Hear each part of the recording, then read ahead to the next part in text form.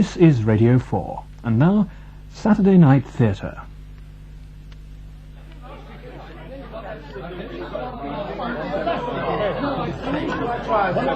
Mr. Goodman!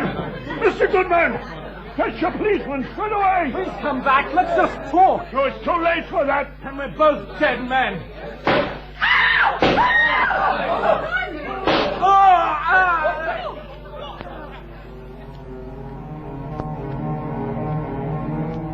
Willys Wild Oats by Jack Gratus, with Chris Harris as Andy Bowman. Willys Wild Oats. Months of nagging my editor, Mr. Green, for a chance to prove I could do more than report on local vestry meetings for the Bayswater Times, finally bore fruit. He allowed me to interview the man many regard as the pioneer of the large departmental store in England, Mr. William Whiteley. I met Mr. Whiteley in his private office at the shop in West London which bears his name during the busy January sales. He was a short man, stout with bristling side whiskers, and the appearance of one who'd lived his life to the full.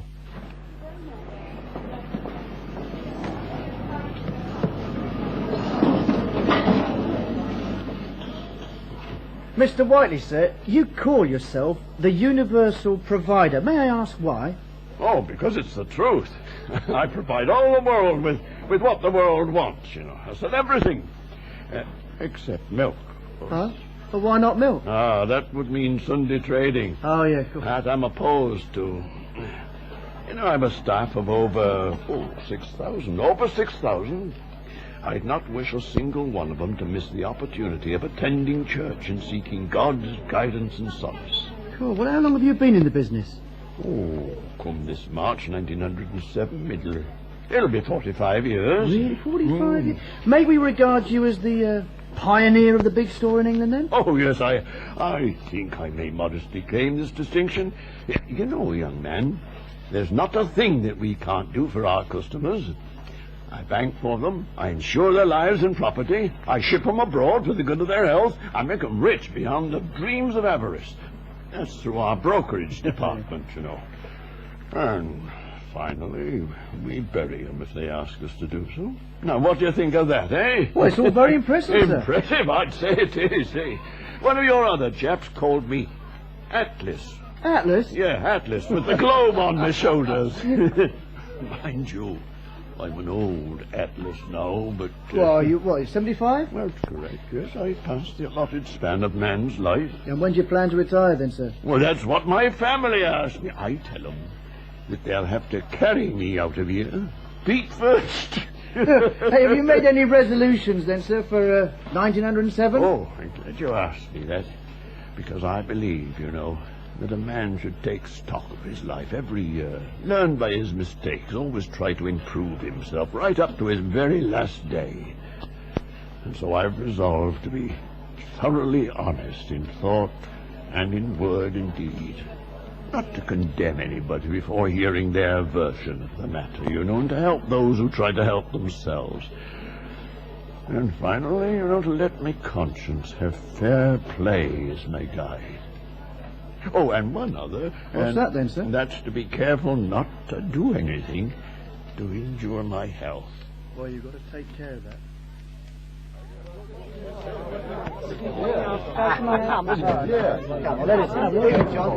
God, perishing out there. Here, give us a pint, Liz. Coming up, Andy. God. Oh, your interview with Mr. Whiteley. I liked it a lot. Oh, come on, hurry up. There, that'll warm you up.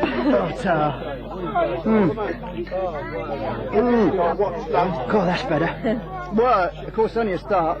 Well, it's that time, too. I mean, 18 months I've been on that rag. This is the first real piece of writing Mr. Green's ever let me do. Don't you worry, Andy. One of these days you'll have your name in one of the big newspapers. Just you wait and see. Yeah, but when, Liz? When? I'm already 22. I mean, this way I'll be an old man before I get to Fleet Street. You'll do it. I know you will. Oi, Liz! You've other customers, you know. Man could die of thirst waiting for you to serve him. I'm coming, Mr. Moffat. I'd better go before he kicks up a fuss. Keep smiling, Andy. Yeah, you too, Liz. Go on.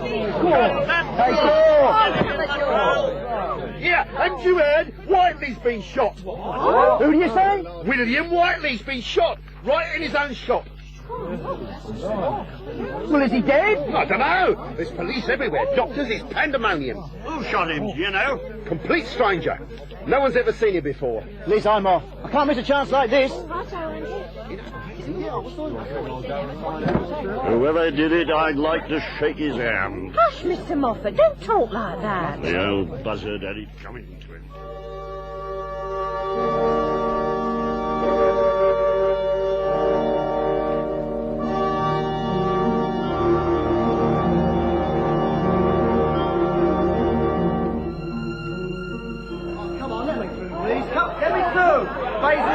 Let me through, please. Just stop right there, young man. I'm not allowed to let anyone... Oh, come on, Sergeant, you know me. Andy Bowman, Bayswater Times. Where's your Mr. Parker? He's usually sent on this sort of thing. Yeah, well, this time I got here first.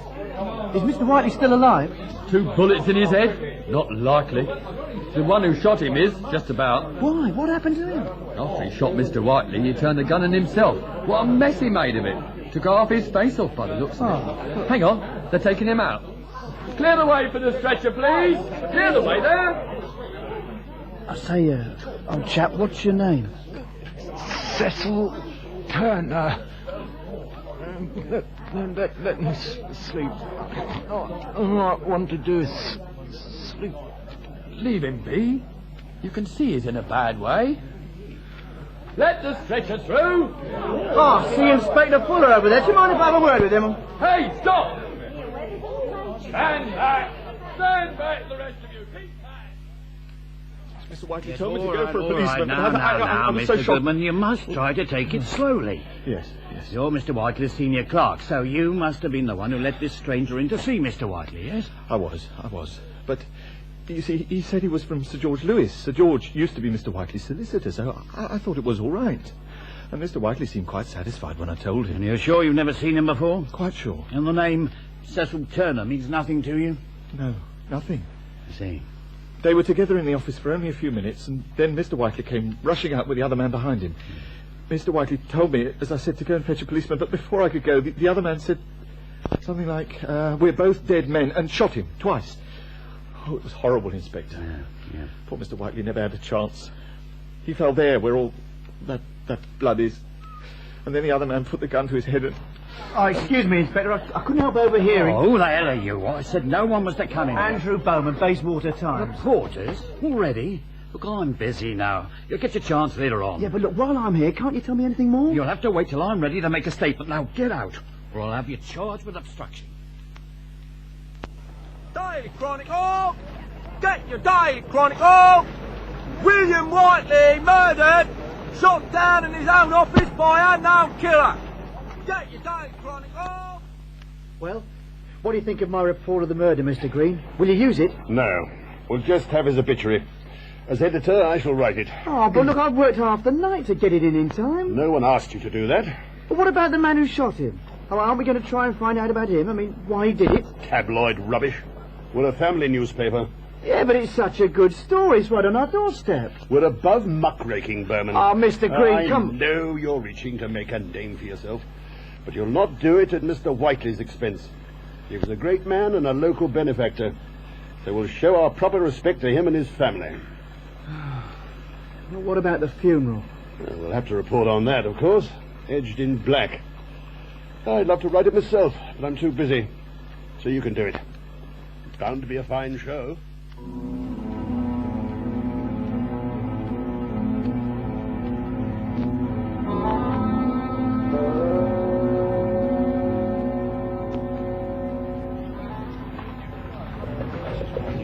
Here comes the first carriage with the coffin.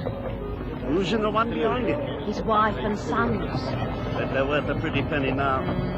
They say he left over £1 million to charity. Kind and generous man. Aye. They'll never see his like again. Seldom has public feeling for a private citizen been more clearly demonstrated than at the funeral of Mr. William Whiteley last Wednesday. The tragedy by which he met his death and the mystery still shrouding that deed of blood aroused enormous interest.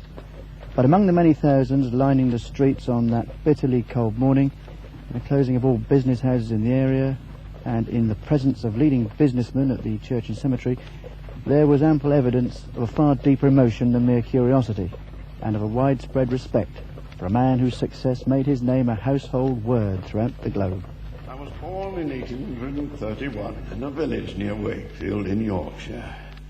I left school at 14. I spent 2 years on my parents' farm, and during this time I had a thorough insight into good Yorkshire farming, which was of great service to me later on when I started my own farm as part of my business. But life wasn't all work and no play. I was very fond of horses and riding, and also shooting too. And I think I can safely say that there wasn't a better rider or shot in Yorkshire than myself. Members of the hut were very good and very proud of me, because they thought of me as a real good sportsman, though I was only 16 at the time. They always took care that when we stopped at the nearest gentleman's house, I was supplied with the usual crust of bread and piece of cheese and all of your good old home-brewed ale. Sundays, though, I devoted my leisure time to Bible classes. And what I learned from my teacher then is stayed with me all the years of my life. Never a day passes without my thinking of some precept regarding good and moral behavior. But I was a restless young man, you know. A draper was what I wanted to be. And after visiting London for the great exhibition in 1851, I made up my mind I'd come back and I'd make my fortune. And I'm proud to say I've carried out my ambition. Man that is born of woman hath but a short time to live. He cometh up and is cut down like a flower. With money I'd saved, I bought one shop, and then soon I had a number of shops all along Westbourne Grove. I realized that to succeed I couldn't relax attention, not for a single moment. So my business became my sole hobby, my only pastime. I never let up. No holidays for me, no trips to the sea at weekends, no. Today, young people think they can have all they want without work. Oh, it weren't like that for me, nor for my staff. But I was a fair employer, and they respected me for it. I never had any trouble. I think I can say without fear of contradiction that they all regarded me as they would their own father. Upon his coffin of polished oak lay 3 floral tributes. The one from his wife, Mrs. Harriet Whiteley, was in the form of a harp with a broken string. To take unto himself the soul of our dear brother here departed, earth to earth, ashes to ashes, dust to dust. And if I were to give a bit of advice to a young man starting in business for himself, I'd say, add your conscience to your capital. After the coffin was lowered into the earth between banks of flowers, the mourners passed in single file, casting a farewell look of sorrow upon all that was left of the man who will long be mourned by all who knew him and regretted by thousands more.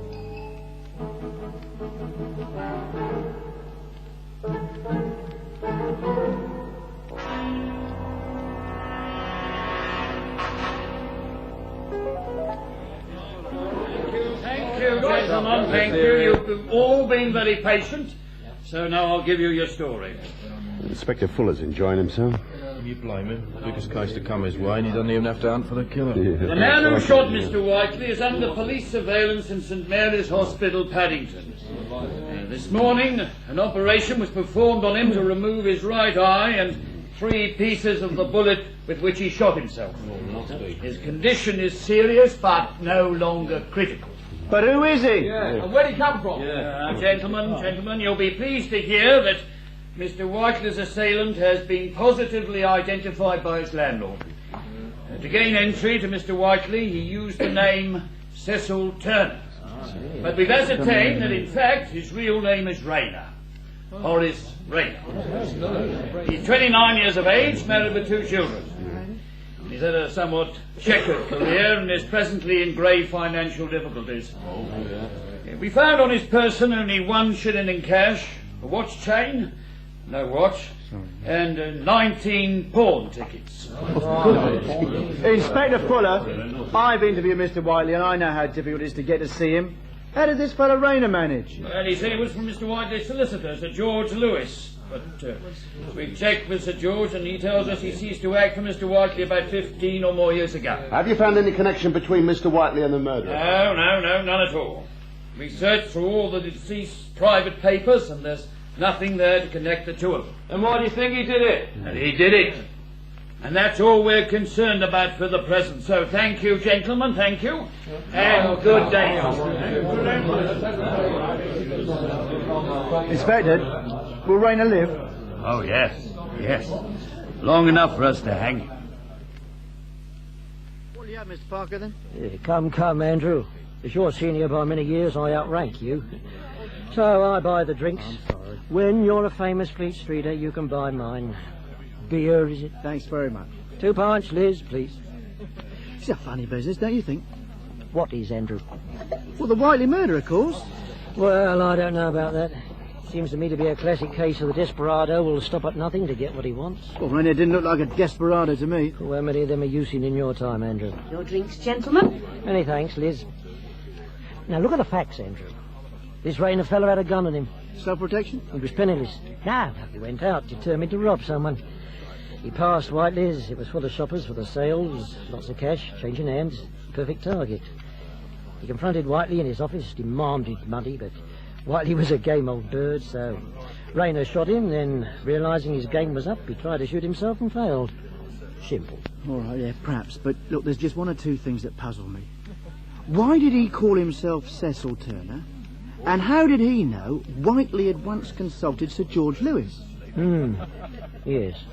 Hadn't thought of that. Yeah. I mean, perhaps he knew something about Mr. Whiteley we don't know. Andrew, my boy, take the advice of an old reporter. If you want to succeed on the Bayswater Times, you'll keep away from scandal.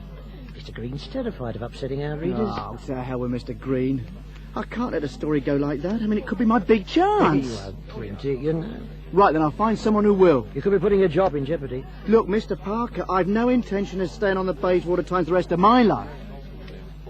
Can't say I blame you. Look, I'm sorry, I didn't mean it. No. You know. You're right.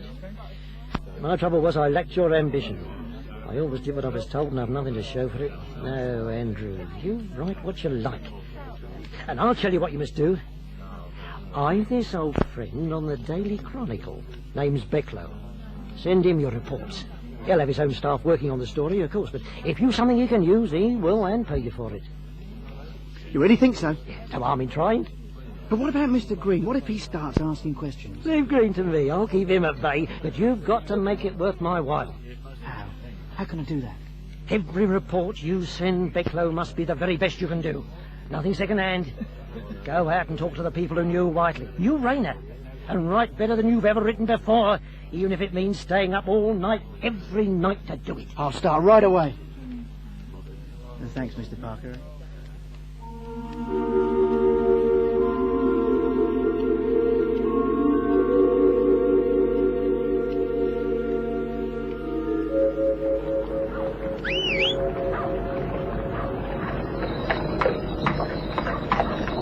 Somerset House, Governor, as quick as you can.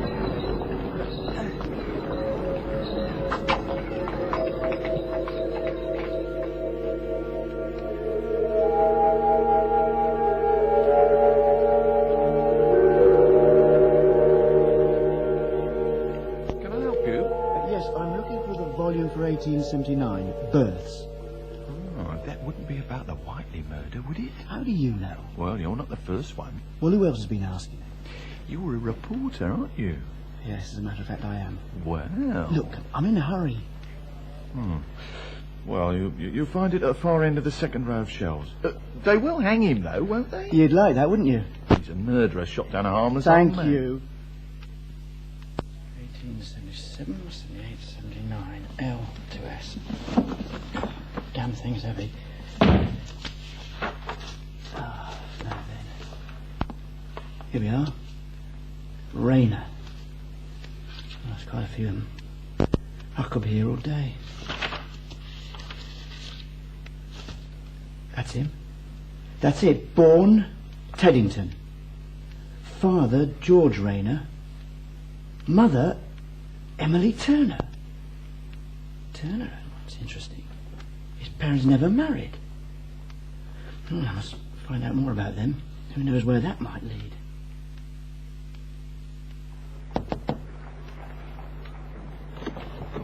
Yes? Who is it? Is this Mr. George Rayner's house? Yes. Who are you? What do you want? Andrew Bowman, Bayswater Daily Chronicle. Newspapers? No, I'm sorry. Mr. Rayner won't talk to anyone from newspapers. Have there been others? Too many.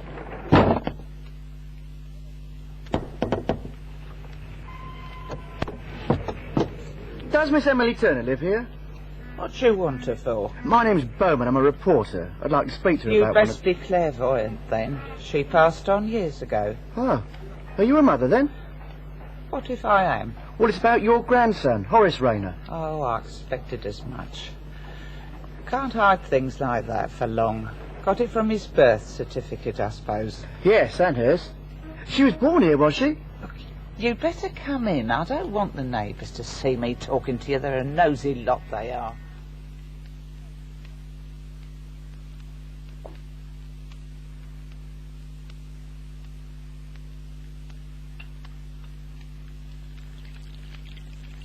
Now, there you are. And I want you to eat up those biscuits. You look like you could do with a bit of fattening up, like a rake you are. Oh, thanks, Mrs. Turner. It's very kind of you. Well, I know you young fellas. May I ask you some questions now? Suppose if you must. But I want you to know we're a respectable family. Never got into trouble with the law before, and now this. Could you tell me something about Horace? Not much to tell. He was born when Emily and Mr. Rayner lived in Teddington. Lovely house they had there, all furnished by Maples. Did you see Horace and his parents often? Too proud they was. And Horace, when he growed up, he travelled a lot around the world. Mind you, he wasn't too proud to borrow from me when he needed it. In fact, come to think of it, the last time I saw him he wanted to borrow £4 off of me. Never paid me back neither. When would that be? About 7 or 8 years ago. Truth is, Horace had ideas above himself. That's why he could never settle down proper. Wasn't his father well off then? Boy's still got to stand on his own 2 feet. Yeah. Mrs. Turner, have you any idea why he shot Mr. Whiteley? No. Was Horace a violent man? Lord, no. Anything but.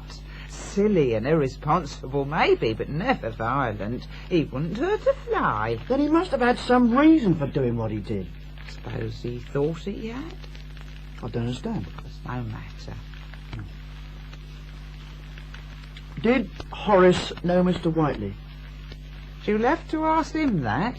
Mrs. Turner, look, your grandson is lying in hospital in a serious condition. He may not even live. Better if he doesn't for everyone. You can't mean that. I do. We're a respectable family and he's brought shame on us. Well, think of the greatest shame if they hang him. Lord, don't say such a thing. Well, then tell me all you know. I mean, if he had a good reason for shooting Mr. Whiteley, the more the public knows about it, the better his chances. What I tell you can't hurt poor Emily. She's gone. But there's Louis. Louis? My other daughter. Emily's older sister. Louise is her real name, but we've all called her Louis. Well, what does she have to do with this? Well, nothing direct, but you know how people jump to conclusions. What conclusions? Well... Yes? Louis. She knew Mr. Whiteley. How well did she know him? Oh, quite well. She was one of his shop assistants in the toy department. When was this? She'd have been about 16 at the time. Very pretty she was, and... Well, it all happened so long ago. I don't suppose it can do any harm if I tell you. He used to take her out driving. Mr. Whiteley took Louis out driving? Where? All about.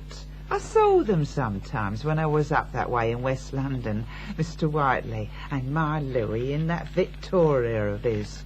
Footman dressed in that gold and scarlet. Oh, what a picture. He gave her lovely dresses. Hats and gloves too. You mean they were... He was very fond of her, was Mr. Whiteley. So it would seem.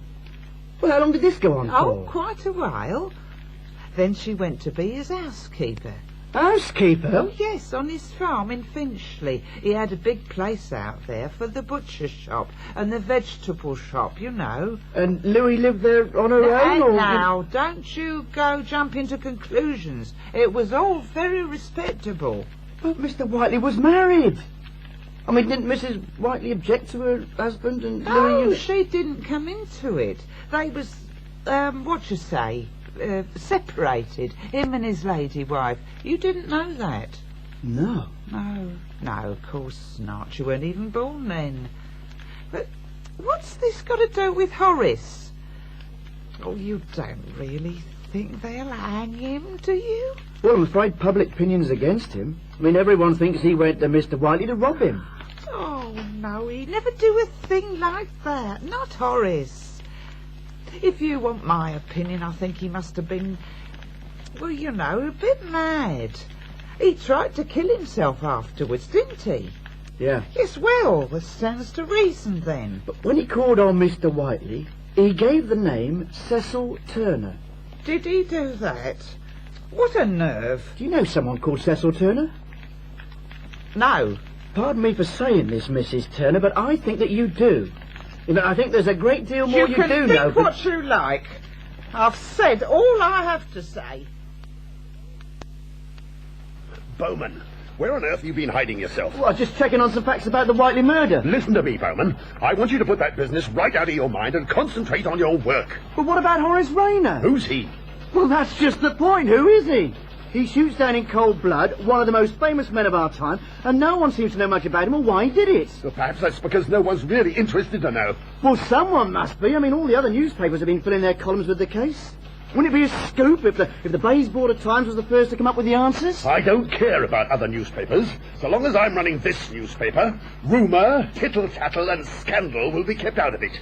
Now, you have your duties. Get on with them.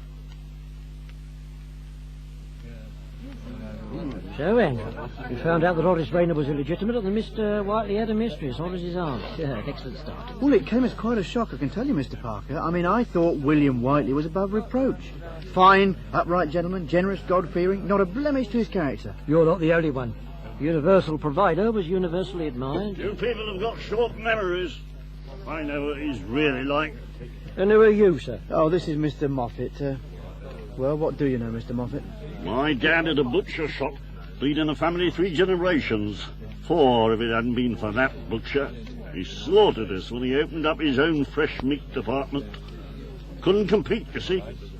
That's what happened to lots of shopkeepers hereabouts. All ruined. I had no choice. I had to go and work for him. You worked for Whiteley? Well, what was that like? God, what a life.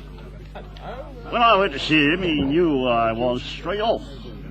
But he received me very affably. Come in, Mr. Moffat. Come in. How's your father? A sick man, sir, since he lost the business. That's progress, Mr. Moffat. Can't stand in the way of progress. Now, I understand you wish to work for me. Yes. You're a man of high morals, I take it. Sir? Well, my staff quarters rather cramped, you know, and young men and women being what they are. You follow my drift? I think so. Good. Oh, now, considering we close at 2 o'clock on Saturday, and not later than 7 o'clock all the year round, and I provide you with good food and comfortable lodgings, you've got nothing to provide for but your own pocket money and laundry. What's the very lowest possible sum that you'll come for? That sum happened to be just double what he paid me, but under the circumstances I had to accept his offer. First thing he did was to give me a book of rules. 176 of them. I still remember. And for each rule you broke, he fined you. Late for work, a shilling. Torn shirt, sixpence, and so on. You would easily lose a month's wages just in fines. But most shops have rules like that, and fines. Ah, but his were different. For the others, the fines went into a staff fund, but Whiteley straight into his own pocket. Do you know, he even had a special department doing nothing else but collecting them. And your name went up in the staff dining room with your offence, so everyone could see what you'd done. Well, I interviewed him just before he was shot. He seemed nice enough to me. Oh, yes, to strangers he was always a jolly good fellow. But when royalty came to buy, he was often there, you know, even the old lady herself sometimes. I should have seen him running after them all smarmy and humble. But when they'd gone, he'd prowl round the shop like a bloody lion, looking for trouble. What sort of trouble? Well, anything, no matter how small. I remember one chap worked all his life in the shop. He took a shilling. 1 shilling. And Whiteley caught him. Poor fella gave it back straight away, no harm done, but his rule was always prosecute. Fella got 6 months, lost his job, of course. The family ended up in the workhouse. Staff were always getting fired for the silliest reasons. Did you know about this, Mr. Parker? There used to be stories about what went on, but no one really believed them. Well, they're true enough, I can tell you. That's why his place kept getting burnt down. Burnt down? You mean deliberately? Right. Oh, yes, comes back to me now. For a few years he had a lot of trouble with fire. That's putting it mildly.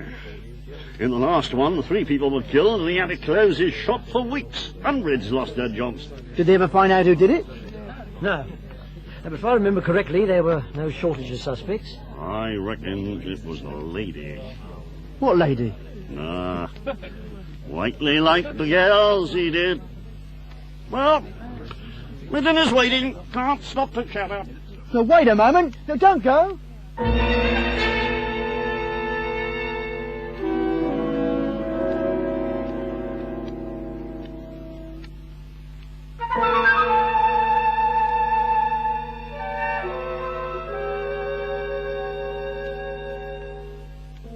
Statements have been appearing in the press connecting me, George Rayner, with the man now lying in St. Mary's Hospital accused of the murder of the late William Whiteley.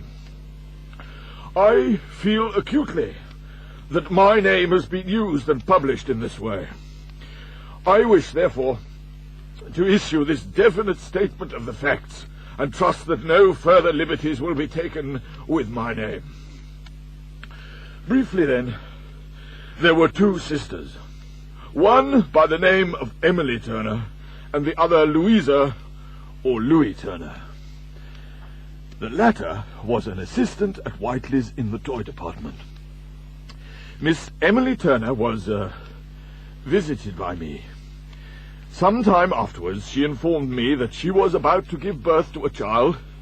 My child, she insisted it was, and though I had grave reasons to doubt this, owing to the position in which I found myself, I felt it incumbent upon me to accept responsibility, and I promised Miss Turner that the child should be properly educated. Later, Miss Turner left me, but I kept my promise to her, and acted as a foster father to this son, who is the man charged with Mr. Whiteley's murder. As an infant, he was registered by Miss Turner wrongfully in my name, the only name to which he is entitled being that of his mother.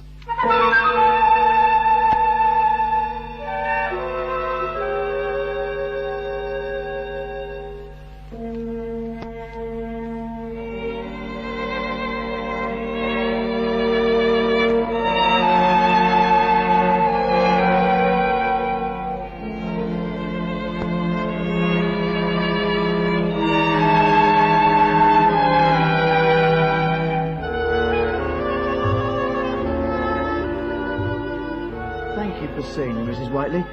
I hope my questions won't distress you. I knew things would have to come out after that terrible business. I still can't bring myself to think about it. Then I'll be as brief as possible. Did you know Miss Louis Turner? No. George Rayner? They were friends of Mr. Whiteley. Mr. Bowman, you'll probably find it difficult to believe this, things being so different these days between husband and wife. But in the 14 years we were together, my husband never once mentioned his private affairs to me. You were happy, were you, you and Mr. Whiteley? Happy? I was a loyal wife to him. I worked like a slave for him. I was his first assistant, did you know? I can remember time without number sitting on the bottom stair holding the candle while he put up the shutters for the night. Well past midnight it was. Sometimes I could hardly keep my eyes open. I was so tired. May I ask why you separated? It was over a bunch of violets. I beg your pardon? One evening my husband brought home a bunch of violets. I asked him about them, and he told me he'd been given them by one of his assistants. Which assistant? Do you know? I never asked. I didn't want to know. But he boasted to me that they'd been plucked by her own dear little fingers. Those were his very words. 25 years ago. But I still remember them as though it were yesterday. Of course, I threw the flowers out. I couldn't have them in the house, and I've never had violets in here since. Are you sure they weren't given to him by Louis Turner? She worked in his toy department for a while. No, I've said that name means nothing to me. What happened when you threw the flowers out? Well, Mr. Whiteley was very angry. But I'd had enough. Enough of him and his violets. Is that when you separated? I asked him to end the relationship. That made him even more angry. He had a violent temper, and if you put any obstacle in his way, he would do and say the most dreadful things. He demanded a divorce. I had young children, but that didn't worry him. He kept on at me until I had to go away. I went to Folkestone, but he followed me, tormenting me, until I had to call the police to have him removed. It's terrible to talk about these things after so long, and to a stranger. Please, go on. It was the worst period of my life. Such unpleasantness, such bitterness. He was one of the richest men in England, but he wouldn't give me enough to feed myself and my children. I'd helped him to build up his business, worked 14 hours a day, 6 days a week, sometimes 7. Yet all he would give me was a pittance. And that was only after the court made him. Otherwise, I'm sure he'd have let me starve. Why didn't you go through with the divorce? Well, it was all very complicated, and I've forgotten most of it. I had to prove cruelty as well as adultery, which was very unfair. Unfair? Why? A man had only to prove adultery against his wife, and he could have his divorce. A woman had to prove adultery and cruelty, which made it much more difficult. Adultery, unfortunately, presented no problem. But cruelty was for me the stumbling block, which of course was why the law insisted on it, to protect the husbands. In the end, I had to settle for the worst of both worlds, judicial separation, neither together nor properly severed. My children were my only consolation. Just one more question, Mrs. Whiteley. Horace Rayner. What do you know about him? Only what I read in the newspapers. He must have been deranged, don't you think? No. I think he went to see Mr. Whiteley for a reason. I wondered if you had any theories as to why. Theories? I'm much too old for theories. But I know he saved the good Lord some trouble. My husband was a condemned man. What do you mean? His heart. He only had a few months to live. I didn't know that. A few people did. Of course, it didn't stop him working. Nothing could. Oh, such a pity all this had to be dragged up again. But soon I won't be here to care. I don't mind that. As long as I don't have to meet him again in the next world. That's all I dread. Meeting him.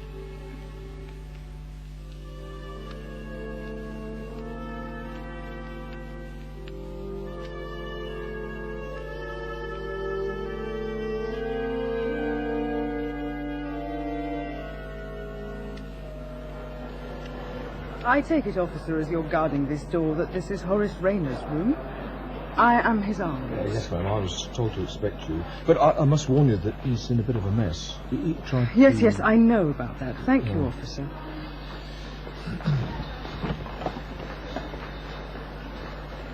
You needn't stay, officer. I think I'm safe with my nephew. Sorry, ma'am. Orders. As you please.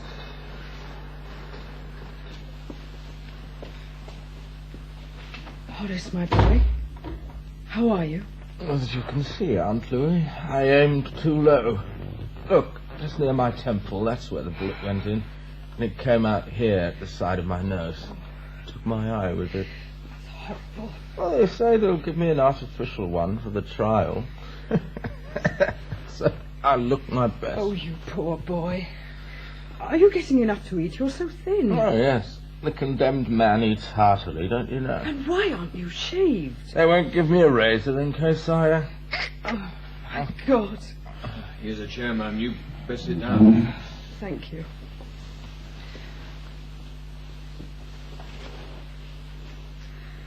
Now, Horace, listen to me. I've instructed my solicitor to represent you. You should be hearing from him very soon. I already have. I don't really need a lawyer. What nonsense. Of course you do. I don't care what happens to me. What good am I to anyone? I've failed at everything I've done. I couldn't even finish myself off properly. And I've left my wife and kids in the lurch. Your wife's young enough to take care of herself, and your children won't starve, I promise you. Well, that's good of you, Aunt. I'm doing it for Emily. I still feel responsible for what happened to her. That wasn't your fault. She drank herself to death. People only do that when they're unhappy. We both know why she was. Only no one will believe it. That's why you must be properly represented. They'll hang me anyway. Haven't you read what they're saying about me in the newspapers? The Times called me a shiftless degenerate. Opinions are changing, Horace. Things are beginning to come out. Some reporters even interviewed your grandmother. But she didn't give much away. No, but then she didn't know very much. Oh, she knew. She couldn't help it. She's so scared people will think badly of her. I could just hear her. We're a respectable family. Respectable, my... Now, Horace, I'm sure she was just trying to protect you. From what? Still, I like that bit about you being his housekeeper. That gave me a laugh. I was his housekeeper. For 5 long years, I earned every penny he gave me, believe me. Oh, I do, Aunt, I do. What about Cecil? Can't you explain him? Leave Cecil out of this. It's got nothing to do with him. And I'm still very angry with you for using his name. It was unfair of you. He's done nothing to harm you. All right, Aunt. I'll not mention darling Cecil's name again. Poor boy. Might ruin his chances in life. Chances I never had. You had every chance in the world. George Rayner was very good to you. Don't talk to me about that drunken old sot. I see now why you've hired a lawyer. Just to make sure I don't say the wrong thing. You're hopeless. Do you know that, Horace? You're quite hopeless. Oh, entirely agree. I don't think I'm entirely to blame, do you? I wouldn't be here if I did. But tell me, Horace, what did you hope to gain by it? You must have known Willie wouldn't part with a penny no matter what you threatened. I never threatened him. Oh, come now, Horace. Really stick to it. Yeah, you don't believe me, though, do you? It doesn't matter what I believe. It's the jury you have to convince. I don't think I've much chance of that. That's always been your trouble. You give up too easily. You've got to fight in this life. Now, I've had to. I'll remember that when they're putting the noose around my neck. I don't know how you can be so calm about it. Because I deserve to die. No man can commit a worse crime. I can't condone what you did. But I think you were driven to it, and the world ought to know why. But who'll tell it, Aunt? Will you? I shall do what I can. I'm ready to go now, officer. Yes, ma'am. Goodbye, Horace. Be brave. And please, be discreet. Oh, don't worry, Aunt. I won't embarrass anyone.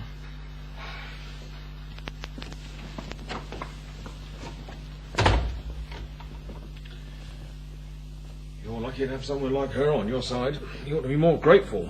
You think so? Pay for your lawyers, that costs money, you know. Aunt Louie's done all right for herself. And despite what she claims, she's never done a thing for my mother. No one did.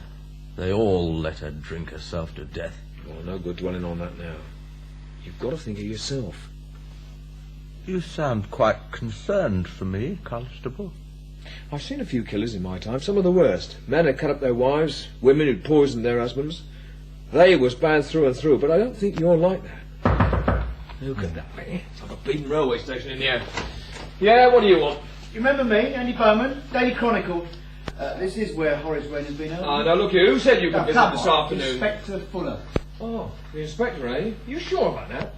Why not ask me if you don't believe me? How can I do that? I can't leave my post. Look, only a few minutes, please. Well, all right, but you don't go near his bench, see? You ask questions from here.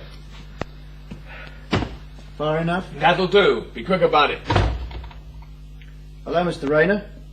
I'm I've Bowman from the nothing Daily to Chronicle. say to you. I've nothing to say to any reporters. I don't even know how you got in. Persistence. Why can't you leave me in peace? Because I can help you. Help hang me, you mean? No, that's the point. If public opinion's behind you, the charge will be reduced to manslaughter. The public's opinion of Horace Rayner is not very high. Yeah, but it's bound to change when more facts are known. Oh, you're an optimist, like my Aunt Louis. Has she been to see you? Didn't you pass her in the corridor? What, a woman in a veil? That's her. Oh. Come on, get on and ask your question. First, let me, Constable. Why, Mr. Reporter, are you so keen to help me? What, as they say, are you getting out of it? Well, I want to find out the truth. Why? Well, because the more I learn about Mr. Whiteley, the more I realise what kind of man he really was. Everyone says he was a great man, a true Christian. And what do you think? I'll tell my story when the time comes.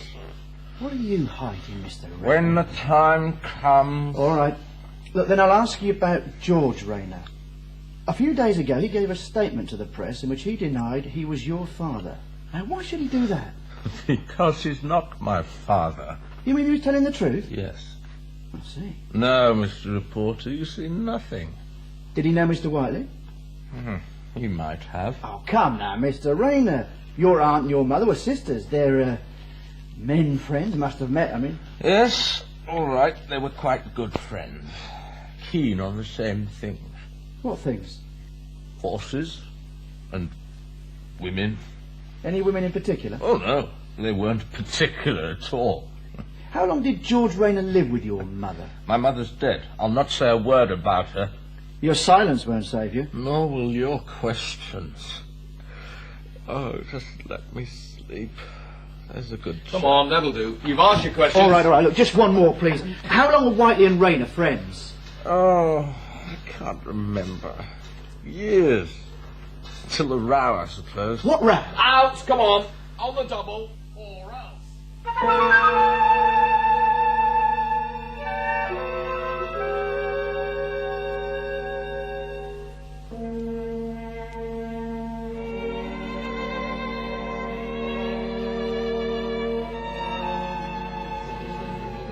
Whiskey, please, Liz. I need it. We hardly see you these days, Andy. Where have you been hiding yourself? Down here and there. Trying to find out about the man who shot Mr. Whiteley. Oh, him. I hope they string him up. Oh, come on now, Liz. You know a man's innocent until he's proved guilty. You telling me he didn't do it? But why did he do it? Look, there's a mystery, and I'm damned if I can get to the bottom of it. No swearing, please. Sorry. Anyway, what difference does it make? Well, it's like one of those jigsaw puzzles, you know. Plenty of pieces, but no pattern. Well, at least I can't see one yet. Emily Turner and Louis Turner are sisters, right? Both find rich gentlemen to take care of them. The men are friends till they have an argument. You're going to the dance at the Excelsior next month, Andy. Should be great fun. Then, years later, the son of one of the sisters goes to visit one of the gentlemen, calling himself Cecil Turner. He's penniless and desperate. The others have a fortune and only a few months to live. They have a conversation. Then, the old man comes rushing out of the office, calling for the police before he's shot down. You never heard a word I said, did you? What passed between them in that office, Liz? I mean, who's this Cecil Turner, and what's Sir George Lewis got to do with it all? Oh, well, if you don't care. What's that, Liz? It doesn't matter. I don't have to beg from no one. Strange girl. Well. If it isn't our champion ink slinger. Hello, Mr. Moffat. Find out anything more about Whiteley? People are still saying what a great chap he was. Wonderful father, loving husband. If only they knew what I know. What do you know, Mr. Moffat? Yeah, well, my throat's a bit dry for talking. Liz, give Mr. Moffat a pint, please, and I'll have one too. Oh, that's very sporting of you. Much obliged. I'm not surprised the two of you get on so well together. Birds of a feather, if you ask me. It's my job, Liz. Well, that's all you ever think about. Here's your beers. Oh, thanks. Let's take him over to a table. Ah.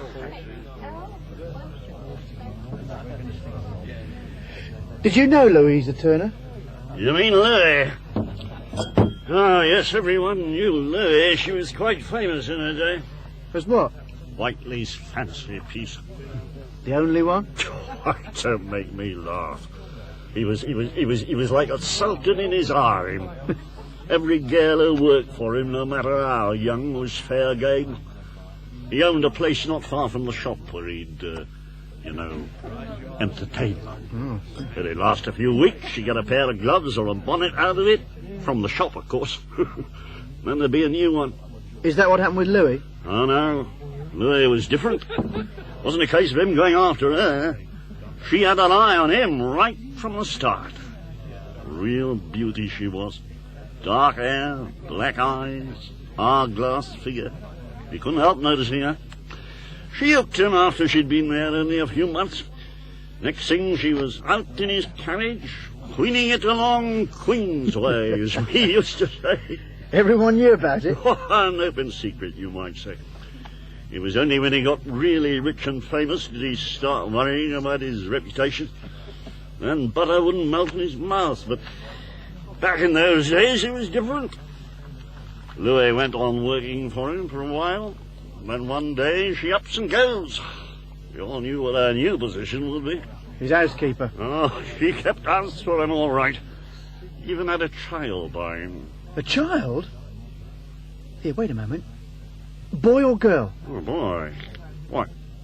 Was his name Cecil? Oh, I don't really recall. I saw it only once with his mother. Never forget me. She came into the shop one afternoon dressed to the nines. She'd been before, of course, to buy things on Whiteley's account, but this time she got the little one with her. Bold as brass, she demands to see Whiteley. Oh, they're in his office a few minutes. Then she comes rushing out with Whiteley right behind her. Call yourself the universal provider. Then provide something for me and your son, or else. Don't you threaten me, you slut! Leave me and take your hands off me! You get out of here! Oh, you're going to let us starve?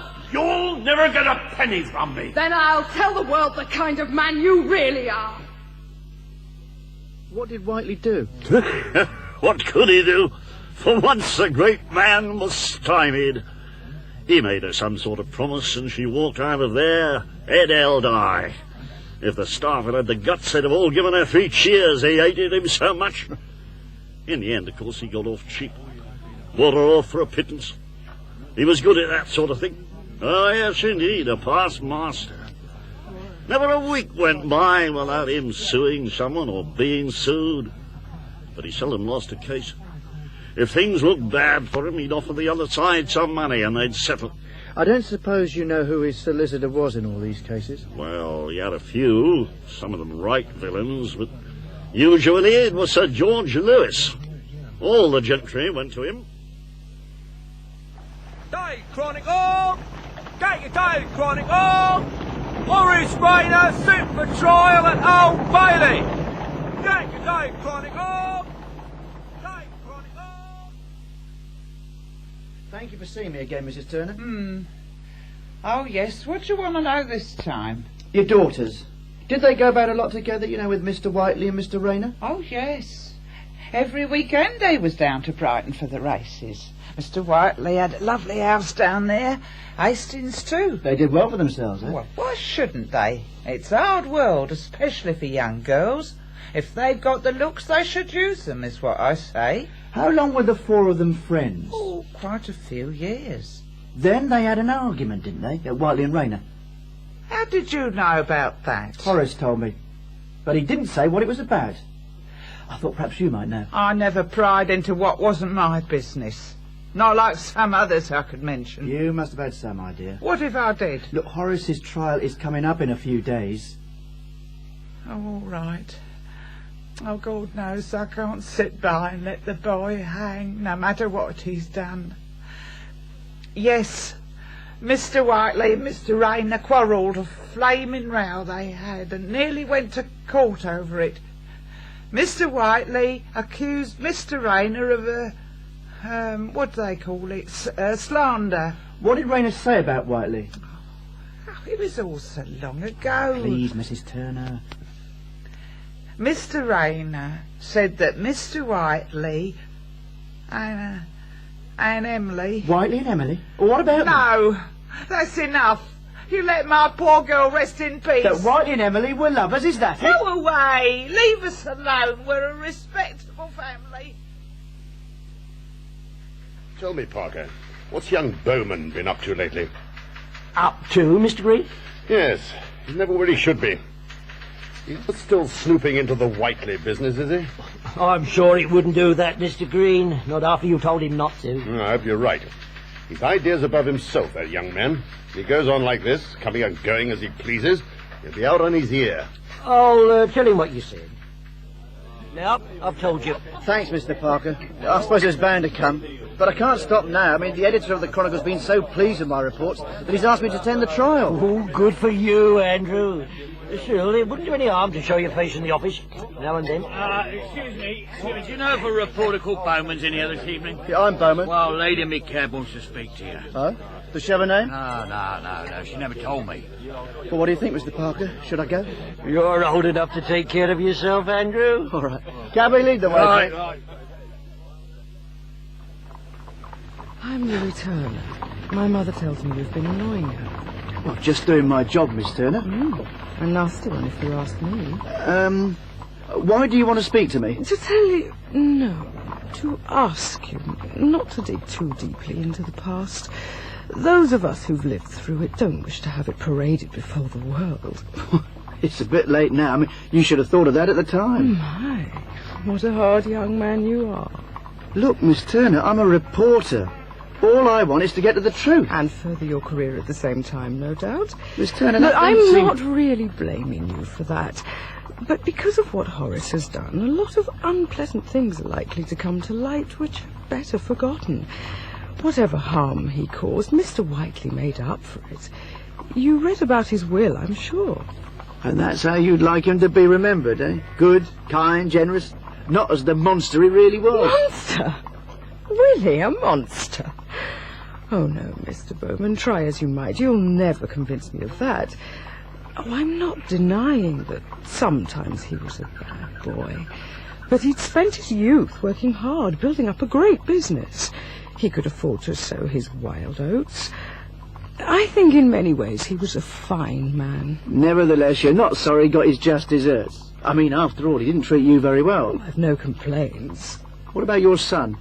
Leave Cecil out of this. Now, what Horace did has nothing to do with us. On the contrary, it seems to me that it was all connected. I mean, you and Whiteley, Emily and George Rayner, and between you, poor Horace, not knowing whose son he was. I'll take you back to your friends now. Now, wait, I have a question, Miss Turner. And I don't have to answer it. Whiteley was deceiving you with your sister, wasn't he? I wasn't Willie's keeper. And Emily fell pregnant. She was so drunk, sometimes she didn't know what she was doing. Yeah, but you knew and Rayner knew. That's why he and Whiteley nearly went to court. But Whiteley settled before they did. He probably paid Rayner to keep quiet and to put his name to the birth certificate as the father of the child Emily bore. Cabby, drive back to the King's Arms, quickly. You go too far, Mr. Bowman. Sir George Lewis acted for Mr. Whiteley, did he not? How do you know that? Well, that was the name Horace used to get to see Mr. Whiteley. He knew about the row between Whiteley and Rayner because he was the cause of it.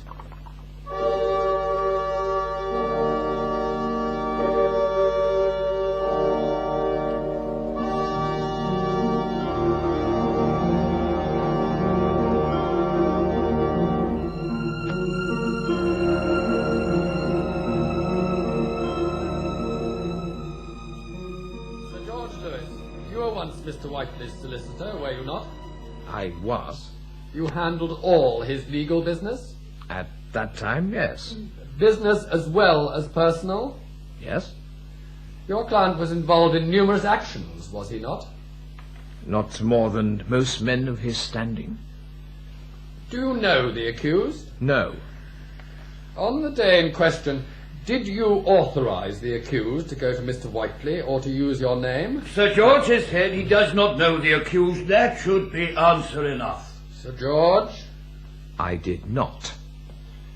You acted for Mr. Whiteley many years ago when an action for slander was brought against him by Mr. George Rayner. I did.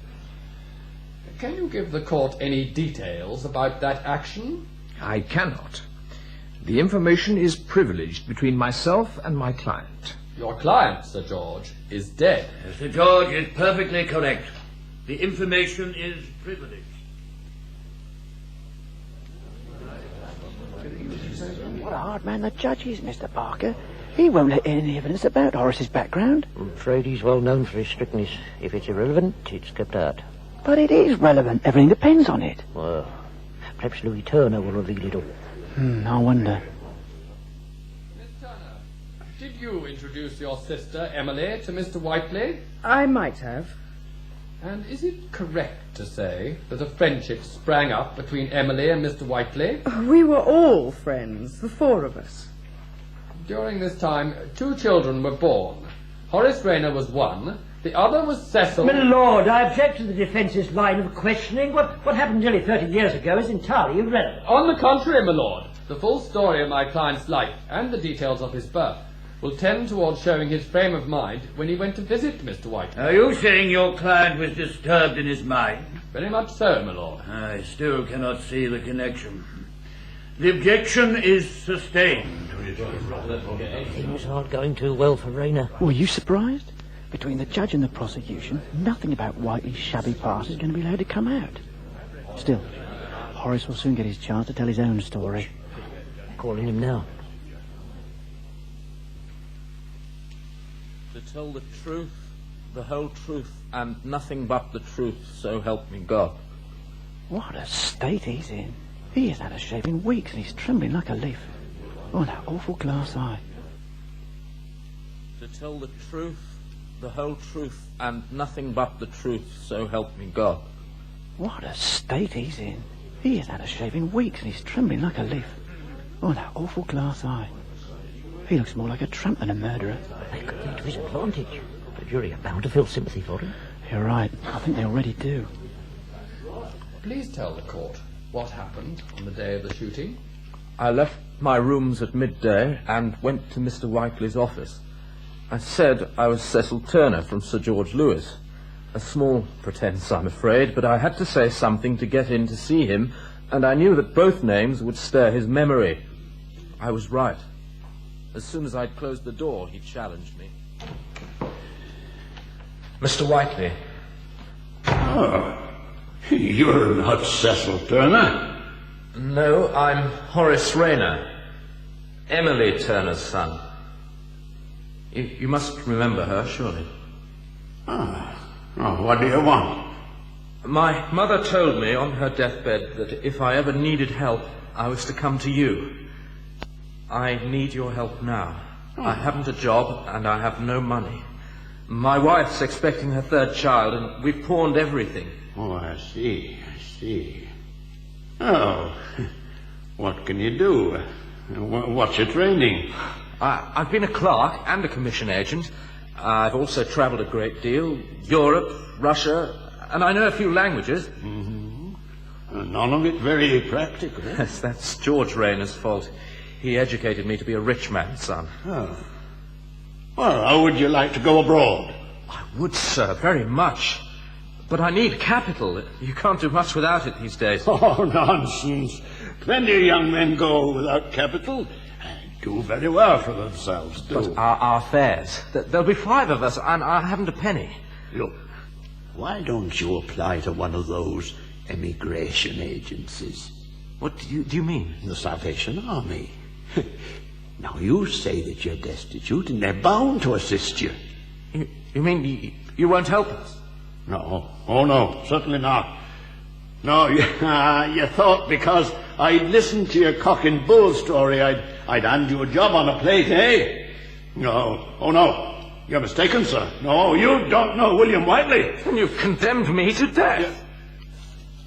Here, what have you got there? Now, put that gun away. I made up my mind before I came here to kill myself if you refuse me. Don't talk daft, man. I'm serious. No, you don't frighten me, sir. Hey, Mr. Goodman! Mr. Goodman! Yes? Fetch a policeman, straight away! No, please come back. I'm not asking much from you. Not this time. Goodman!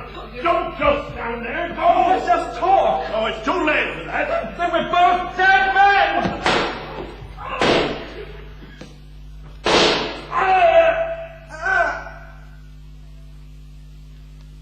Horace Rayner, did you go to see Mr. Whiteley with the intention of killing him? No. It was the last thing in my mind. I just wanted him to help me. He owed it to me. You believed he was your father? Why should my dying mother lie to me? The prosecution does not wish to cross-examine the accused. You mean you're content to let his story stand? Yes, my lord. Oh, so be it. What do you think of that, Mr. Parker? The prosecutor accepts Horace's story that Whiteley was his father. Extraordinary. Now he really has a chance. If the jury also believe him, they're bound to acquit him of murder. But he should get only a few years for manslaughter. Well, it all depends on how the judge directs them, and you've seen what he's like. All he wants is to get the trial over before tea. The issues in this case are very simple. You've heard much from the defence about the accused's past, and there have been strenuous efforts to blacken the deceased's reputation in the futile hope that this might explain the accused's behaviour. As none of it is relevant, I think you may safely disregard everything you have heard. You have also heard from doctors who examined the accused that he was not insane at the time of the shooting.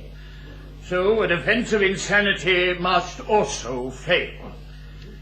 That he was in desperate straits, that he lived a shiftless, worthless life, and was at the end of his resources is all you are concerned to know. Nor can there be any doubt that he went to Westbourne Grove with the deliberate intention, if he did not get money, of shooting Mr. Whiteley and bringing about, to quote from the paper found on him, a double fatality.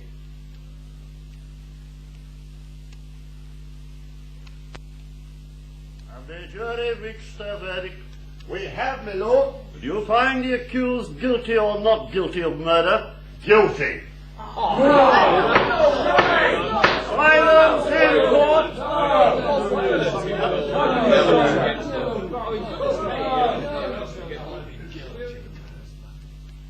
The jury have reached a correct verdict, and speedily too. I thank them.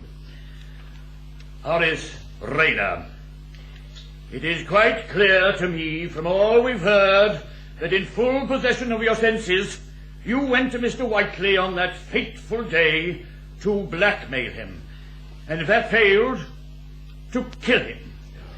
I cannot, therefore, hold out to you the slightest hope that the sentence of the law will not be carried into effect, and I call upon you most earnestly to spend the time before your execution in serious communication with your Maker.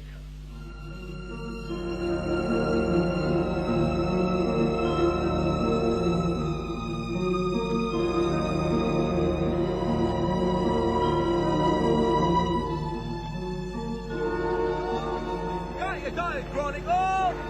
Rayner found guilty! Must hang, says judge. Read full report of trial. Got your day, Chronicle! Day,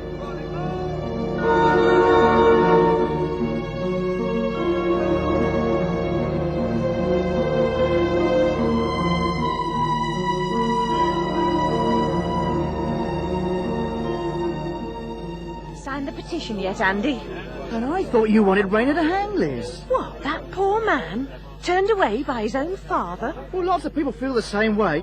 Over 1 million signatures have been collected so far. Oh, but will it save him, do you think? Well, there was such an outcry after the trial, I think he's got a chance. I hope so. Ah, you're a good sort, Liz.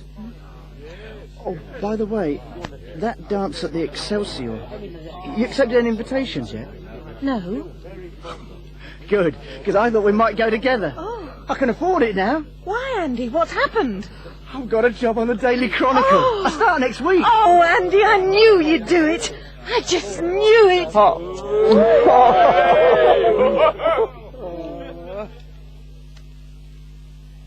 The remarkably short time it took to try Horace Rayner and find him guilty, just 6.5 hours, took the majority of people by surprise. It seemed almost to amount to indecent haste, and created the impression in the minds of many that he did not have a fair fight for his life. People from all walks of life, heads of business houses, men and women of wealth and title, pressed the Home Secretary to reprieve Rayner. As a result of this overwhelming sympathy in his favour, the Home Secretary commuted his sentence to 20 years' imprisonment. Rayner, however, remained indifferent to his fate. I just want to sleep. Give me something to sleep. There's a good chap. He tried once more to commit suicide. Again he failed. But for the rest of his sentence, he was a model prisoner. After serving 12 years, he was released, returning to the obscurity from whence he'd come, a broken man.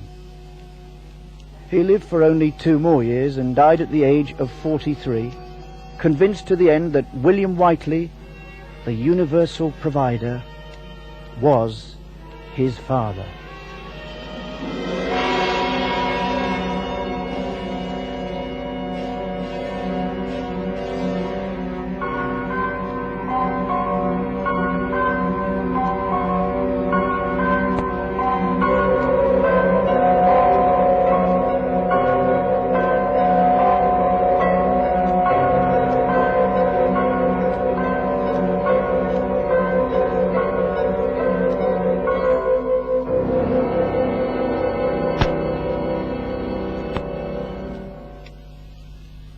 Willys Wild Oats was written by Jack Gratus with Chris Harris as Andy Bowman.